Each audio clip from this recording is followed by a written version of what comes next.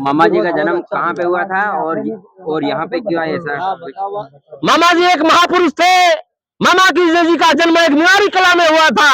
वहां से मामा जी उत्तर प्रदेश से मामा जी यहाँ पर एक भक्ति का अलख जगा करके यहाँ पर झाबुआ जिले में आए और यहाँ भक्ति का अलख जगाया।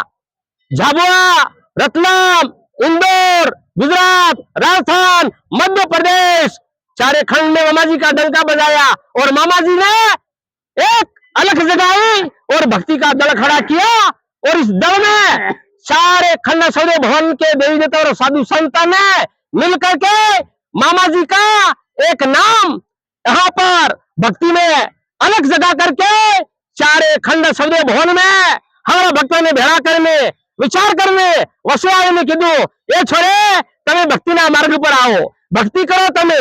आ युग में जहां अंग्रेज जहां गुलामगिरी कराता था, अंग्रेजों ने राज चालतो तो और राज थे कि मामा जी ने गुलामगिरी को हटाया, भट्टाचारी को खत्म किया और भिले ने घेरे बढ़ाया छोरा ने, बढ़िया ने छोरा ने भिले ने बढ़ाया नहीं। एक बामणिया धाम आश्रम बन्यो और आश्रम में मामा जी ने अंदर में आनंद भिले ने बढ़ाया।